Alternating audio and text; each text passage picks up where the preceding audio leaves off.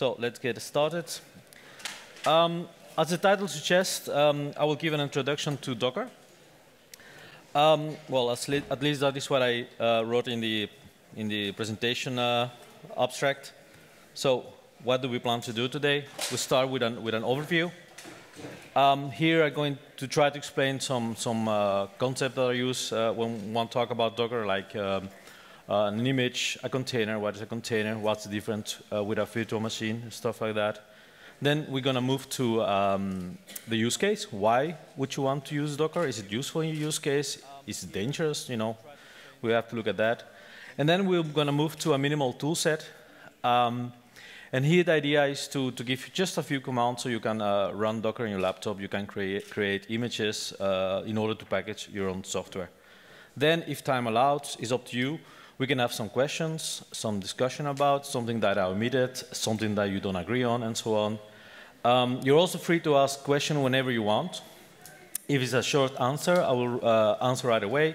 If not, I will move it to the back. Then I also prepare some extra slides in case there is time, or if you prefer that instead of question about if you decide to use Docker in production, what are things that you really need to think hard about before doing that? It's mostly about security, about performance, some questions that you need to ask when there is a difference between production and your development environment. So let's start about me. It seems that we are supposed to provide a talk like this. Very short, the only two things that you need to remember here is that we use Docker in production. So we have paid with errors and stuff like that. So we use it for services that are very central to our environment. And also that I'm not associated with Docker in any way. So I'm not giving you a sales pitch. I think that Docker is a very good solution for a lot of stuff. And that is not a good solution for other stuff, like databases and stuff. So I'm not trying to sell you Docker. I'm trying to show you how it can be useful, especially for Perl programmers. Let's move off. That was me. I would like to know a little about you. I would like to know who uses Docker in production here. If there are people that use it. OK, I few. I think that's very nice. You will be my consultants, because everyone kind of tend to implement Docker in a different way. So if there's something that you don't agree, maybe something I will ask, it's good to know there are people here that use it. Other people here that use Docker as a development tool. OK, that's nice. And the rest of the people, I think, have no clue whatsoever what Docker is? Or are people here that really have no idea whatsoever what Docker is? Kind of? All right. OK, so that's good. So we're going to start with a short demo, especially for the people that are not working with Docker. Just for reference, I will put the slides on the web page, where you can download Docker for Windows, for Macintosh, for Linux. Well, Linux is fairly easy. You just use your package manager. So we're going to go to a short demo in order to show what Docker does, because it's easy to explain when you see what it does. Otherwise, it's a little fake. So let's have a quick look. Docker run. So we're going to run a container. And you can forget about the parameters I give. I will explain them later. So Docker run, and what are we going to run? We're going to run Debian 9, the latest Debian, and there we're going to run a command. We're going to cat the issue file, and the issue file in Debian out of the box is the version you're running. To show you that we're not just browsing a file system, we're going to do upgrade update. I'm going to launch a command. And you can see right away we get an output. So I wanted to show two things. First of all, that we're really running on a live system. So we are really running Debian commands. And that the response of this Debian is immediate. So we're not waiting for Debian to boot. We're not waiting for initiation of scripts. We're just, we type the command. Right away, it runs. That's the first thing I wanted to show. The second thing I wanted to show was this one. I'm giving this talk on a Mac. I'm personally a Linux desktop user, but I brought a Mac to this conference in order to show that while Docker is a Linux-centric technology, you run it on Linux on production, for development, for creating your image, for distributing your packages and so on, it doesn't matter if you use a Mac, if you use a Windows, you can just do it on your regular desktop without needing to learn a lot of new stuff. So let's get back to the presentation. So, overview. There are a few key ideas that I want you to remember. The first one is pretty obvious, but a lot of people are still confused about what is a container and what is a virtual machine, because they're very similar. So that's something that we need to remember. We will elaborate on that. Also, it's good to know that Docker is a container implementation for Linux. So the keyword here is container. And also interesting to know that Docker lives in an API-centric ecosystem. And this is the key of the success of Docker. So I will elaborate on that as well. So let's start with our VM, because by now most people use VMs on the laptops to try, if you're on Linux, to try Windows software. If you're on Windows, to try, your production environment on your laptop. For whatever reason, on your server, to have separation of resources and so on. So most people are very familiar with a VM. What is a VM? The idea is to fully emulate a discrete environment. You have to patch it, you have to create users, you have to take care of security. So it's just a regular system. It's virtualized, but you get, a discrete environment.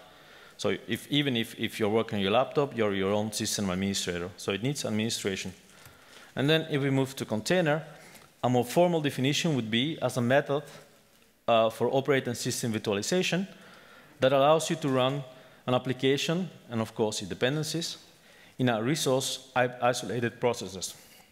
Yes, it's a type of virtualization. Yes, it's about resource isolation, but it's a lot lower level than a VM because you're sharing a kernel.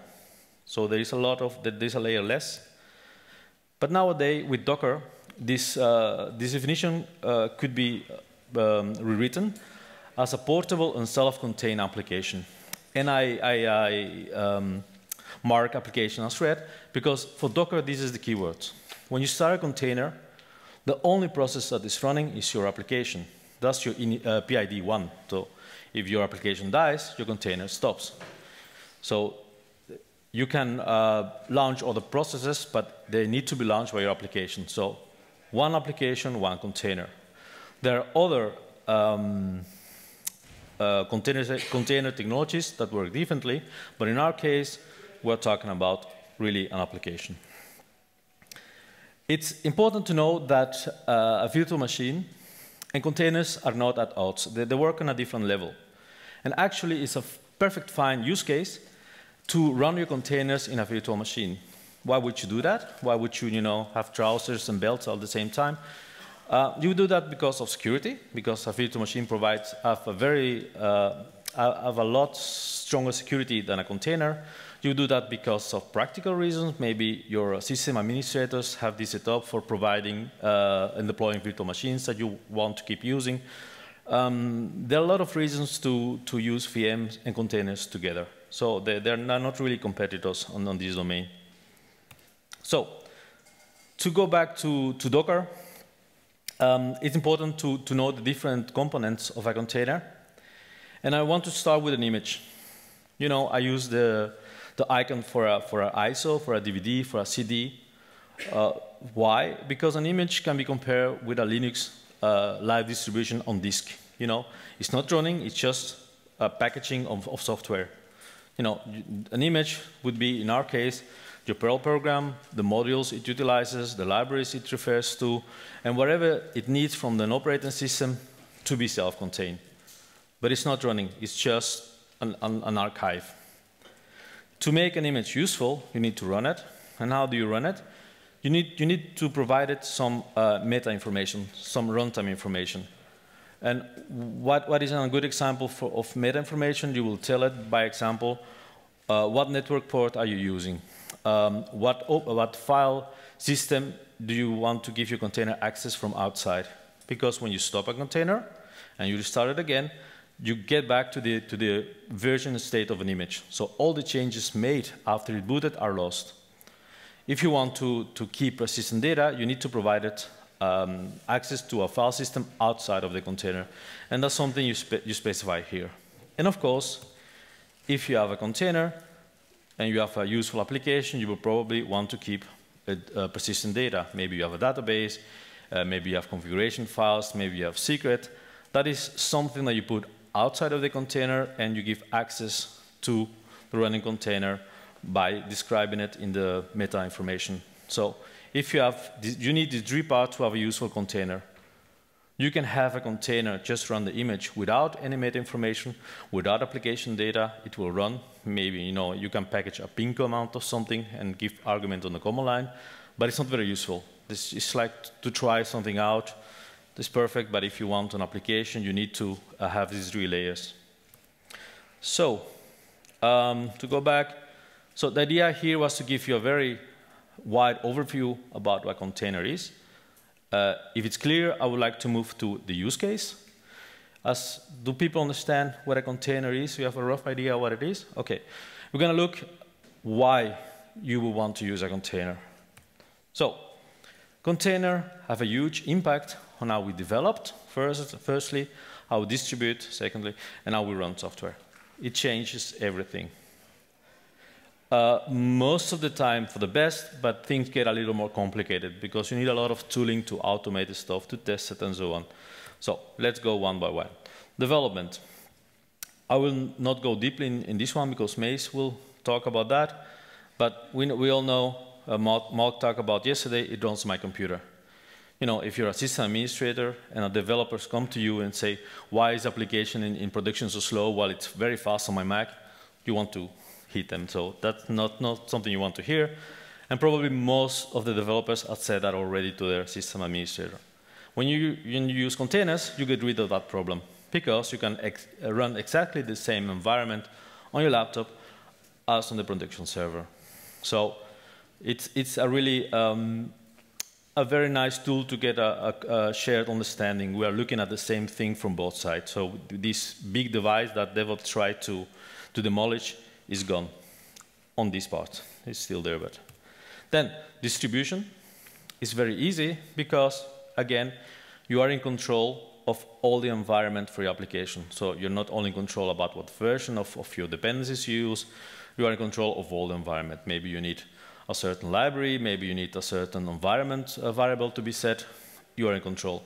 Your customer, your user just need to run Docker. So it's very easy for them. They type Docker run. If they don't have the image locally, it will be automatically downloaded for a central repository. So you just need to give a name. So that's very easy. So it's very close to a tarball. If we take into account that there is a common runtime. So you have a tarball, but you don't have to compile for every specific platform. You need just to be sure that there is Docker there. That's it. And then runtime is also important because it allows us, living in an API-centric world, to integrate our application with other tooling, orchestration, continuous integration, monitoring, and so on. And the important part for Perl people here is that because our application runs on a common runtime, we can use exactly the same tooling that you use for Java, for Go, for JavaScript, or wherever hipster are using nowadays. So you can when you give your application to another team, when you're not responsible for their deployment, they don't have to get to know all the ecosystem of Perl, Fatpacker and Carton and whatever. They just need to do the same as they do for other images. So it's very good. If you work in a company that has a big language, if you want to introduce Perl, you can do it like this because you just keep using the same infrastructure as everyone else. So there is one type of architecture that is very common today, and that is kind of the poster boy for Docker. I don't know if you recognize what type of architecture I'm talking about. Someone recognizes the architecture? No one? That's the one, right, microservices. Yeah, but actually Docker, what it really wants, what it really needs, are stateless microservices. When there is no state, what is a good example of a stateless microservice? Let's say an API. An API when you, with every request, you add your token, so you don't need to keep a session and so on. That's perfect, because you can scale it horizontally, how much you want, it doesn't matter, it scales, it's easy, But in reality, most of the time you want state. maybe you need, maybe you don't have the source code to change your application, maybe because of performance, something that is very often forgotten with microservices because you have a lot of network latency. So a lot of the time, security of course, a lot of the time you want state, and then your architecture will need to move. So this is a very naive application. You know, you have a Dockerized application here, and you have users.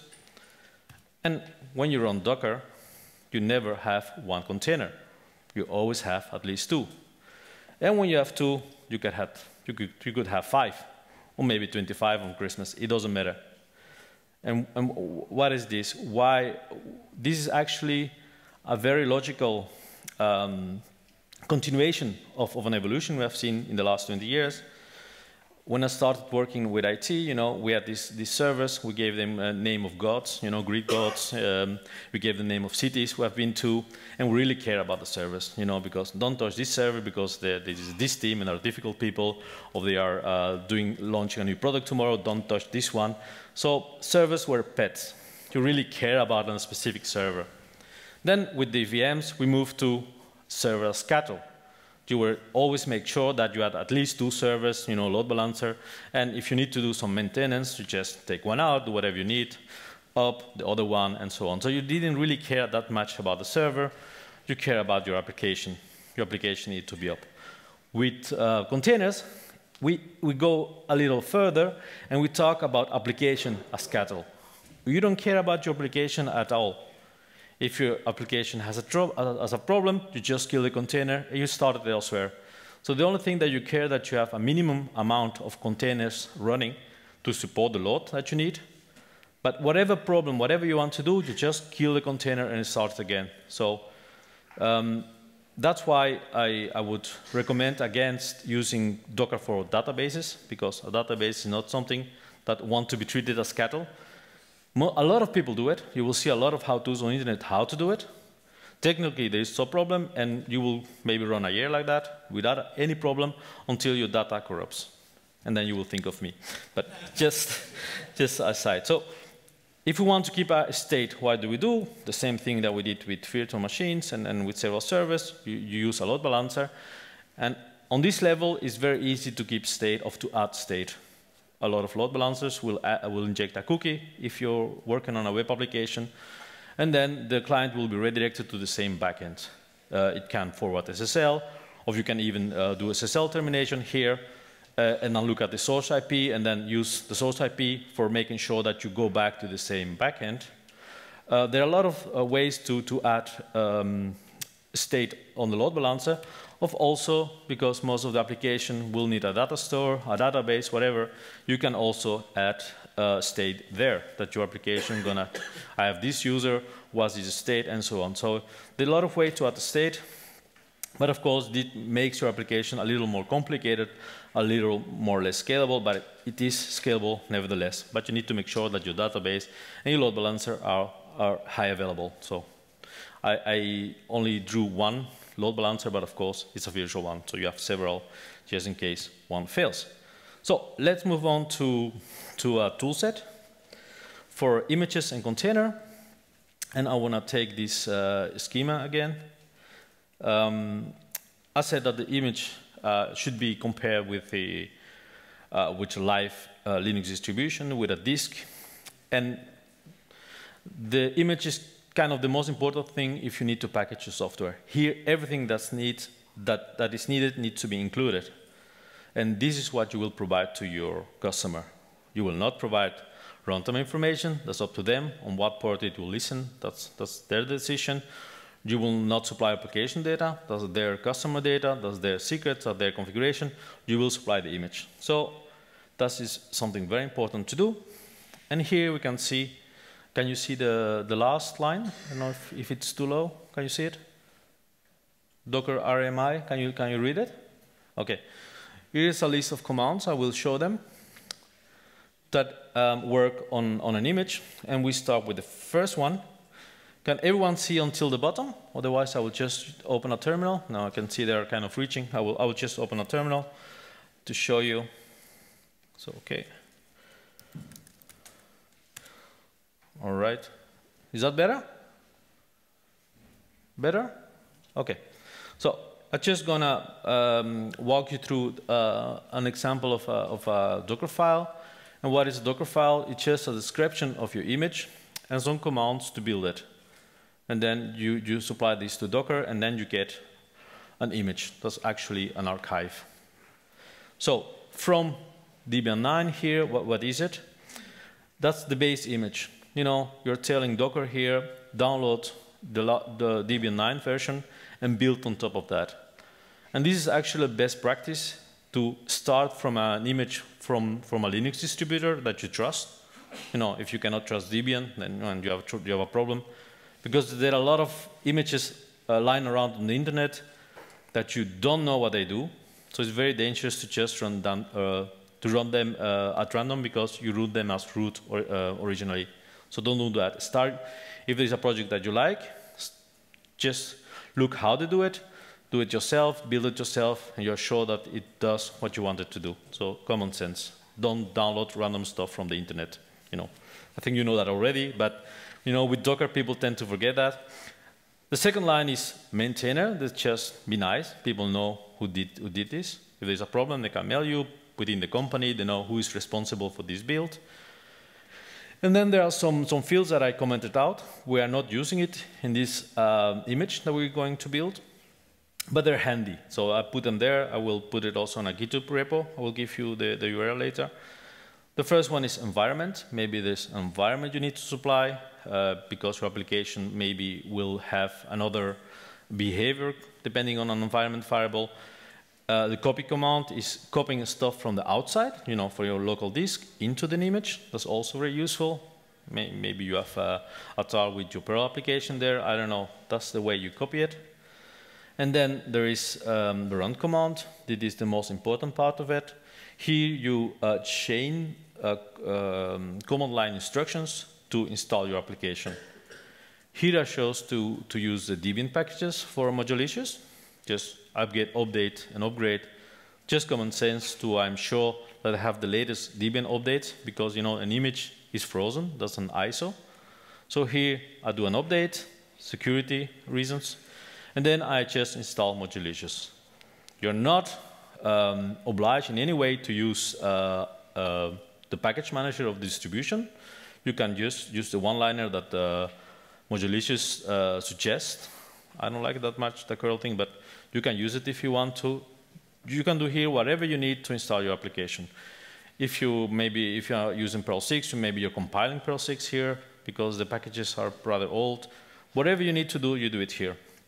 And then we have a command and entry point. I will not talk about entry point today. You can come and see me if you want to see the difference. But let's say that command and entry point are just the starting point. Your container starts, and what will it do? You can leave it empty. Maybe it does nothing, and you just need to supply that command to run.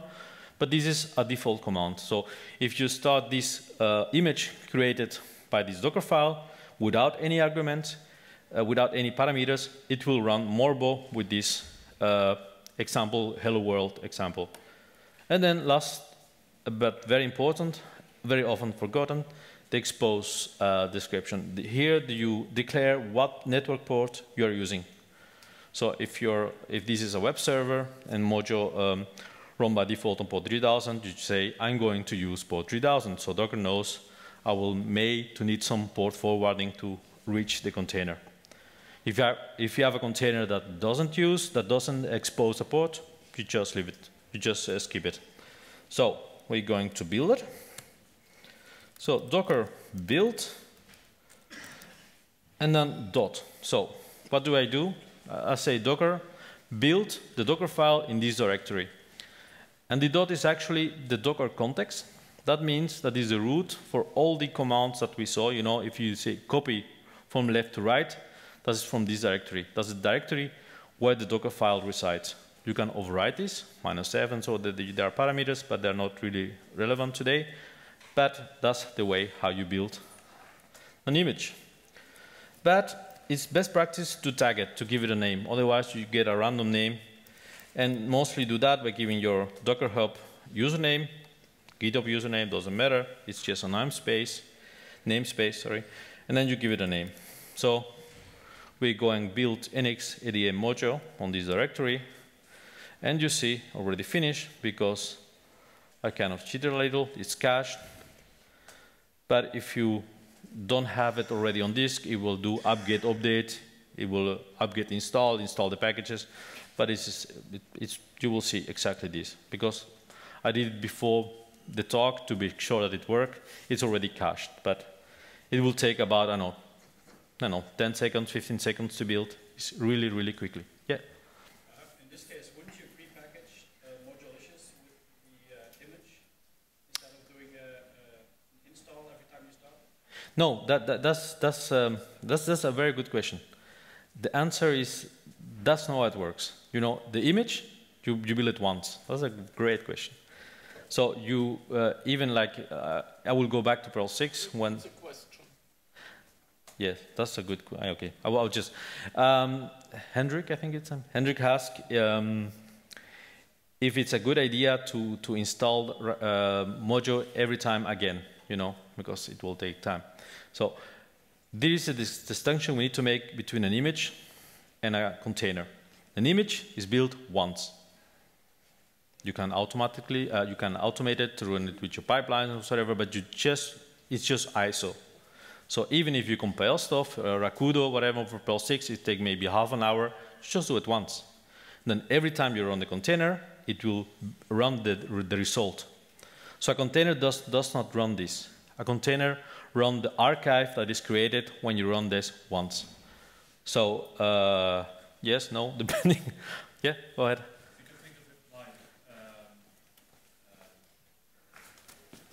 Wait a second. Wait a second. This is going to bring the mic. Thank you, Roland.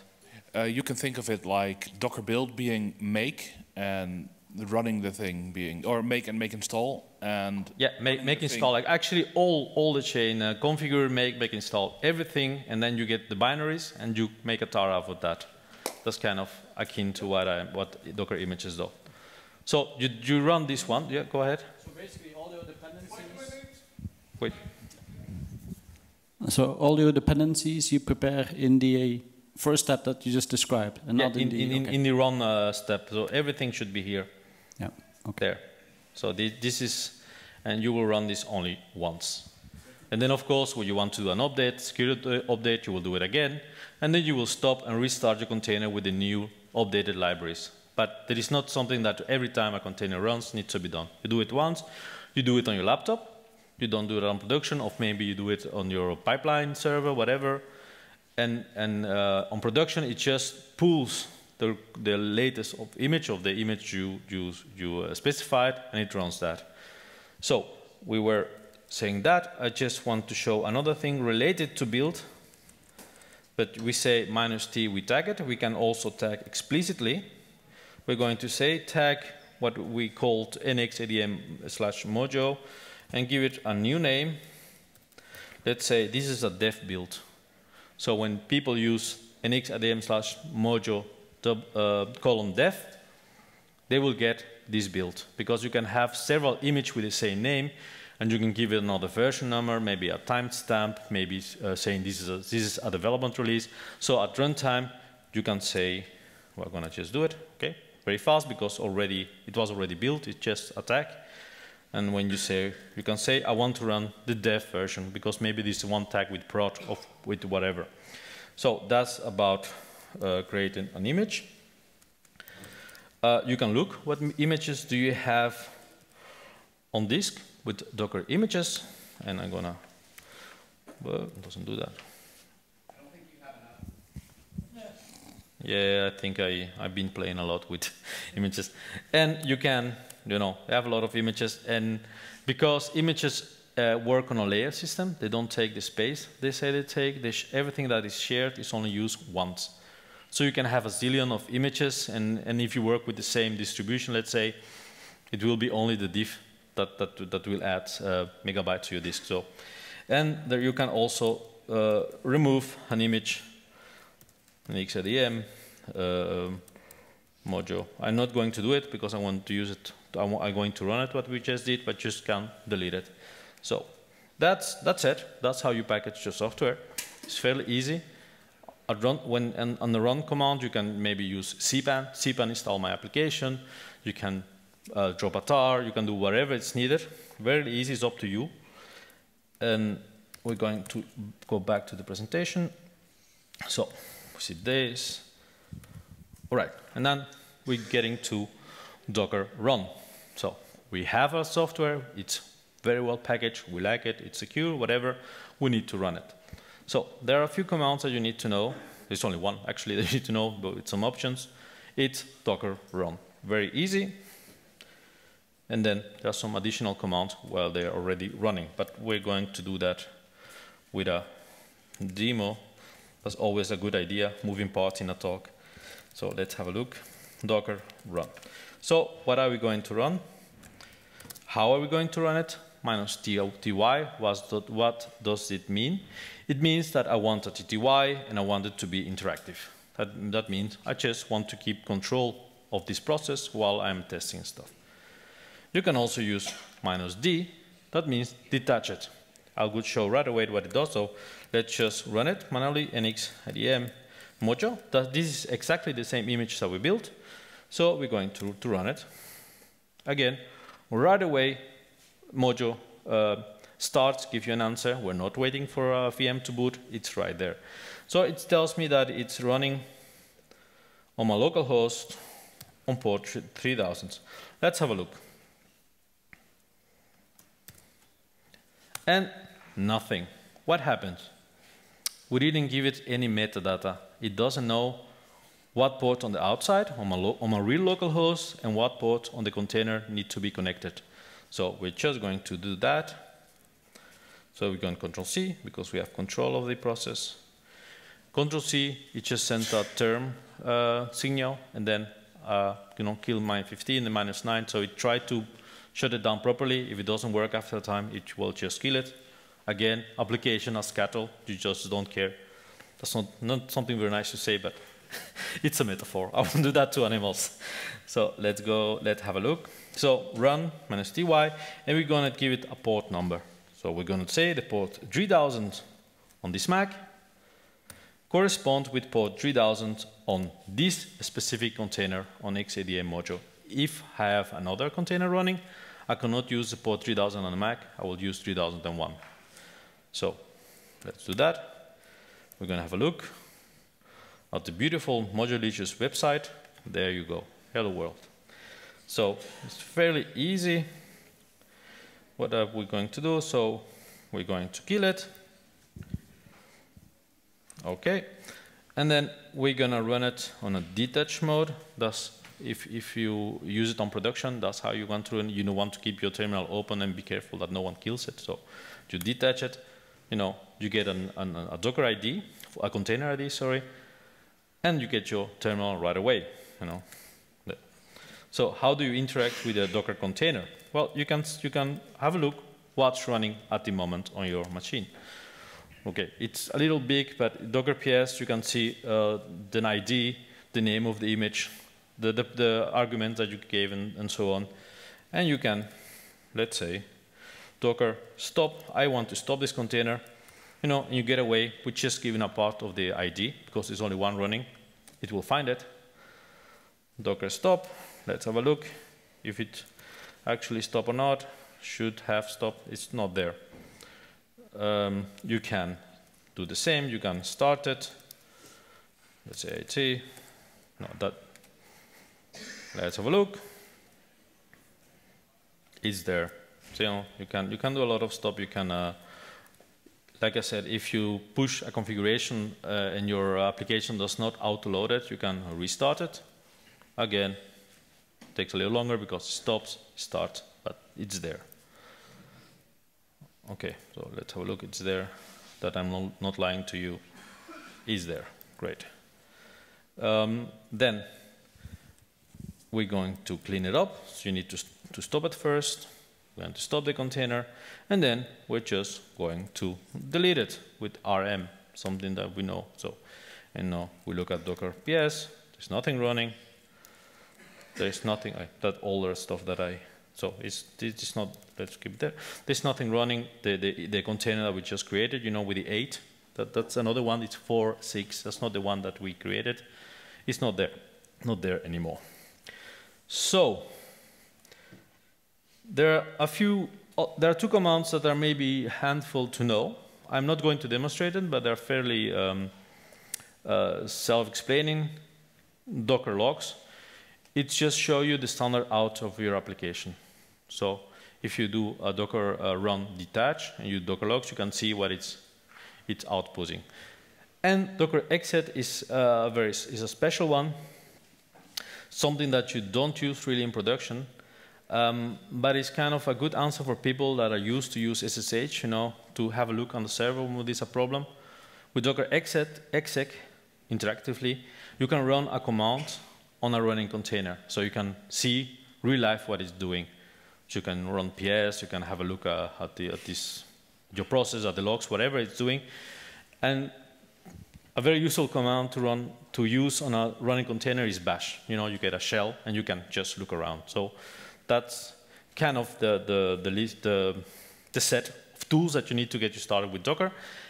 And now it's up to you if you want to see extra slides for what to do after you work with Docker, or if you have questions of discussions. I don't know what you guys want to do. We have about 9 minutes. Do you have questions? Yeah, go ahead. Wait a little. More slides would be nice. Yeah, it's okay. Yeah, we have time for some questions and slides. I talk really fast, I think. The resources that you installed with apt-get, are there once there, or are there multiple times there? And how do the Docker get to use those resources that you just installed? What do you mean by resources? apt-get? And do you mean the copy? The files that you installed in your Debian install. Is there a separate? Could you have Ubuntu main machine and make Debian Dockers, and where do those Debian installed files land? And are they duplicated as many times as you have Dockers? Yes and no. Like if you are running on the same Ubuntu base image, everything that is the same, it's only once. Everything that is different, like if you say apt-get here and you don't do apt-get on the other one, that's different files. So you get a layer on top. So every run command that you add is one layer. I just use one to make sure that I don't have a lot of layers, because everything, a new layer will hide the other layer. So if you make changes to a file on a new run command, it will be put on top of it, but it won't remove what is beneath that. So Docker will share what it can be shared. If you're working on the same base image, let's say we have created a generic Mojo base image, and a co-worker wants to use a Mojo server and use my base image, we will share that. But all the changes that he made are kept aside. So it's very useful, but of course it's easy to get very big with that. Another question of slides, I think Ronzi will give you. Mike. Comment as to what he was asking. Wouldn't the answer be to... Wait a little, they will give you a mic. Wouldn't the resolution for his question be to stack your images? So if you have a base install that is Debian, and then you have a couple of apt-get that you want to do, if he had that in his own image and then did from that image for anything different, then it would have that shared resource because it's all coming from the same image. It wouldn't download different portions of those things again, would it? Yeah, that's what you do. You always have a base image, and then you build on top. You have several layers of images that you build on top. But once you start doing apt-get update without the cache, it will be a different image. So you do that at the last image, to make sure that your image is up to date. But you don't do that in your generic image, because otherwise it will be different. So I think the lady on the back had a question. No? Of there on the back, yeah. So if I understand this correctly, you can take your image, which say is a Mojo image, and has a Debian operating system. You can stick that on a Windows Docker box. Is that correct? Yes, but it's a trick. You know, it Okay. works for your development task and whatever. It will be transparent, but it will work on Windows. Yes. Okay.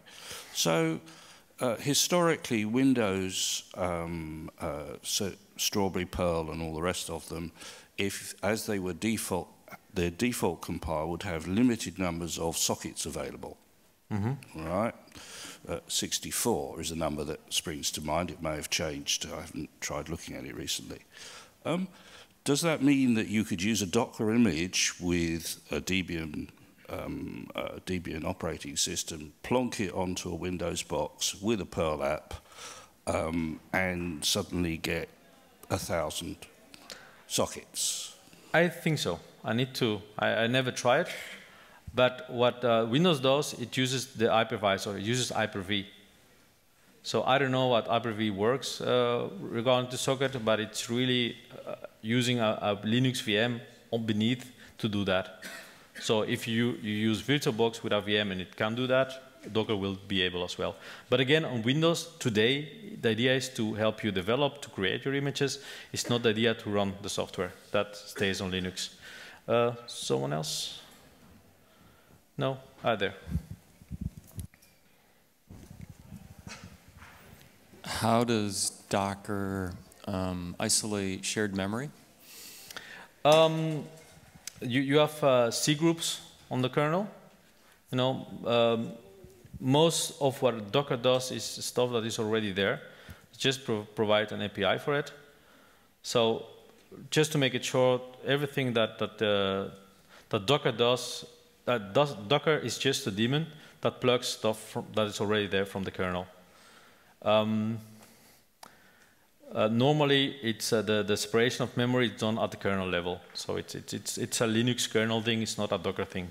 Docker just utilizes it. That's it. So, okay, just a few minutes now. User configuration. By that I mean, if you have an app, for example, that you want to put into a Docker image, all right, and there has to be some differentiation that occurs as part of the installation of that Docker image. How is that achieved? The Docker image has to be very generic. You know, it's for all your customers, for all your colleagues, and most of or you can configure your application through configuration files, or you can supply an entry point script. That's what I do when there is more complicated, and every time your container is run, it will launch the script. And maybe it will do a change ownership of some files, create a user, whatever, something very fast, and that's the custom thing to do on Docker. You just supply an entry point script. That is part of the image, but maybe it can be influenced by environment variables that you give at runtime. So if you need to supply a user, you say docker run -e, user with a name and whatever, and the entry point script will pick that up and do whatever is needed. So that's how people mostly do it. Can you give the mic? In addition to that, you can also mount your config files inside the container. Yeah. So you can write your config files and put them anywhere, put them somewhere securely. Yeah, that's the like you said, like persistent storage data that you keep outside of the container to do that. Yeah. Yeah, and you can mount either directories or single files into the container. So that's another way to handle configuration. That's true. Yeah. We still have like 1 minute left. I don't know if there in the back. Thank you.